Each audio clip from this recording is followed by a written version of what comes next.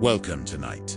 Let us drift back to a land where the sun rises slow and golden over endless stretches of shifting sand, a land of towering stone temples, of lotus blossoms floating on the Nile, of gods carved into the cliffs, and kings thought to be divine. Ancient Egypt, it is often remembered for its splendor, pyramids so grand they pierced the sky, golden sarcophagi that shimmered in lamplight, and rulers who were worshipped as living gods. But beneath that shining surface lay a rhythm of life built on labor, on order, on silence, and heat and dust. And tonight, we explore that quieter world, the unseen world, the world of the ones who did not rule but served. So settle in, let the weight of the day soften, and your breath find a slower rhythm. We begin with the servants of the Pharaoh. Segment 1. Why you'd hate being a Pharaoh's servant. Imagine the sky just turning pale above the eastern horizon, the desert air, cold for now, but already dry, already still, and you are waking beneath a thatched roof, your bedding just a mat of woven reeds, still holding the cool of night. Your name may never be remembered, but you serve the Pharaoh, and that means your day begins long before the sun begins to burn. You rise to the sound of others stirring quietly. Quickly, there are no words spoken unless necessary. You washed your face in a basin of still water, cold, always cold, and then the work begins. Some are grinders, kneeling for hours over heavy stones, crushing barley into flour. The rhythm is slow, circular. The dust rises into your nostrils. The scent of raw grain, dry and slightly sweet. Your knees ache. Your back bends, again and again. You do not stop. Others haul stones, not for pyramids, not anymore, but for tomb walls, for temples, for courtyards that will never bear your name. The sun creeps higher. The linen cloth wrapped around your head does little to stop its heat. The stone is heavier than it looks, always heavier. The ropes cut into your palms, and the overseer walks silently behind you. There are servants in the palace as well indoors, in the shade, but not soft. There is always sweeping to be done. Sand creeps in no matter how tightly the doors are closed. There are linens to be folded, incense to be prepared, wine jars to be carried, and always silence. You are taught not to look the nobleman in the eye. When you pass a priest, you bow your head. When you pass a royal wife, you kneel. Meals are simple bread, onions, and beer. The bread is coarse. The beer is thick, more like porridge. You eat quickly, squatting in the shade of a wall if you're lucky enough to find one. And then the day resumes. When night finally falls, you do not talk about your dreams. There is no time for dreams. The gods are watching. The walls have ears, and you are still a servant. You lie down once again on your mat, your body sore, your thoughts slow, your breath rising and falling like the darkened Nile, and wait for the next sunrise. Now, let the stillness carry you forward, deeper into the sands of time.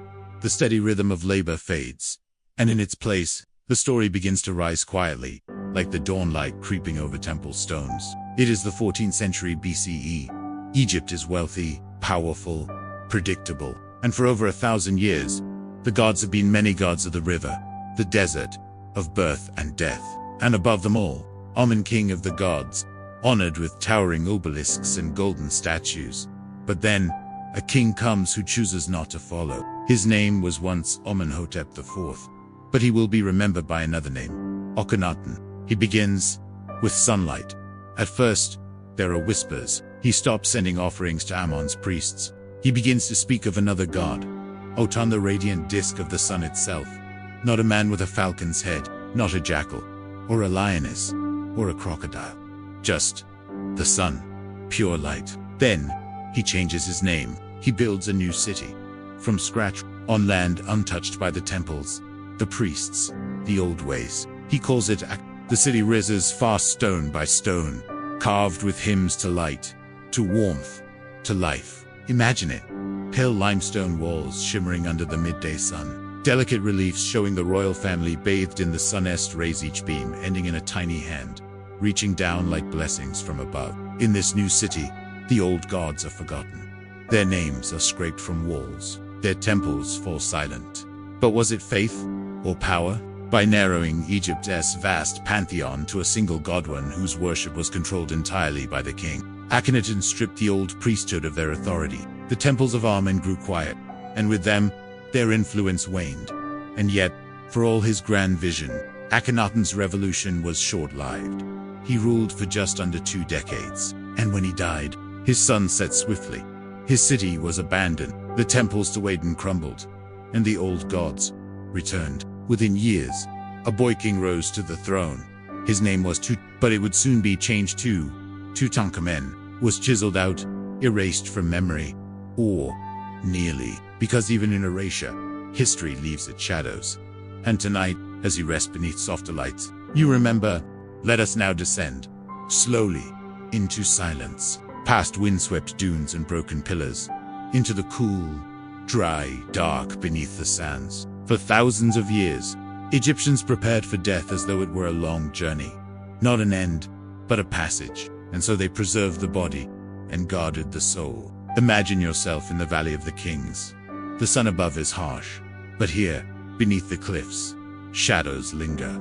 Workers move carefully through narrow corridors, chipping at stone, smoothing plaster, painting guards on the walls who will guide the pharaoh beyond this life. The air smells faintly of dust, of resin, and something older, a silence pressed into the very rock.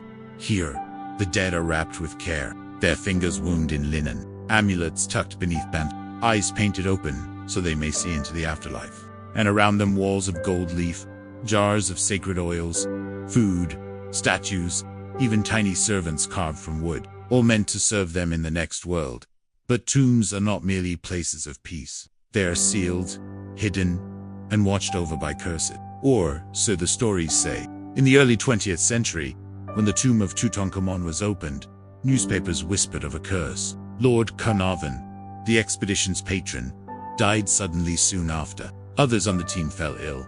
Lights flickered, canaries died. Whispers became headlines. But what is a curse, really? In truth, the Egyptians did inscribe warnings, not to frighten, but to protect, to remind the living that the tomb was not a place for idle hands or curious minds. It was sacred.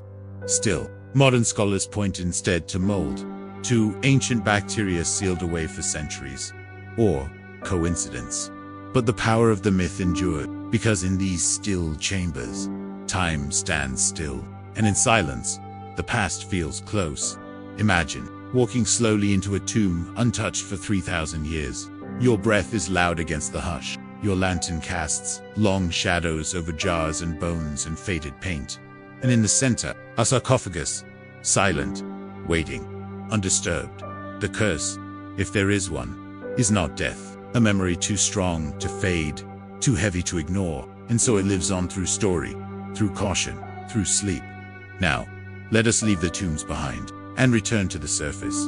The air grows warmer, the light softer. We drift toward the heart of power.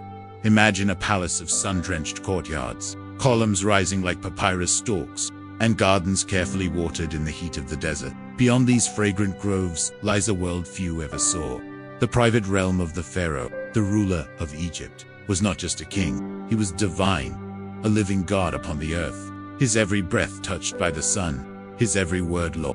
And yet, behind closed doors, the day-to-day life of a pharaoh was far from effortless. Morning began with ritual. Servants would bathe the royal body in perfumed water, rub fragrant oils into skin browned by the sun, and dress him in fine linen light as mist, often white, sometimes pleated, always clean. He wore a headdress, not a crown in the way we think of kings, but a symbol, layered with meaning, protection, and divine authority. Before any decree was issued, before scribes took their places or messengers were summoned, the pharaoh would offer incense to the gods.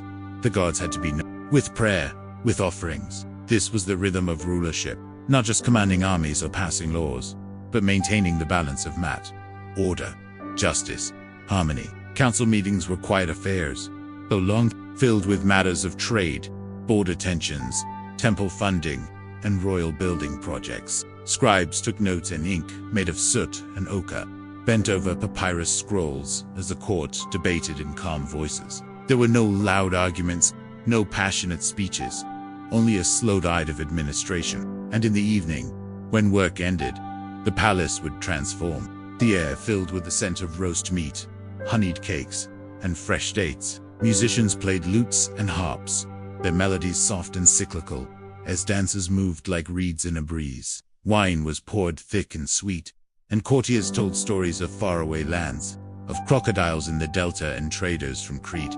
But even here, amid laughter and gold, the weight of the crown lingered. Pharaohs were never off duty. Dreams, omens, the stars themselves, all were interpreted for meaning. The king's sleep was not just rest.